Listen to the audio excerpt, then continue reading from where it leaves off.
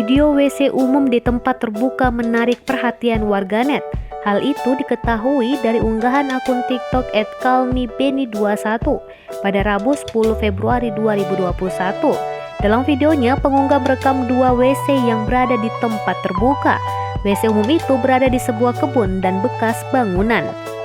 Orang yang mengunggah video itu bernama Beni, 21 tahun, dari Kabupaten Kota Waringin Timur, Kalimantan Tengah. Saat dihubungi, Beni mengungkapkan cerita lengkap dari video unggahannya. Ia menyebut WC umum itu belum lama ada di tempat tersebut. Menurutnya, warga di sana menggunakan WC umum tanpa penutup itu hanya di waktu malam hari.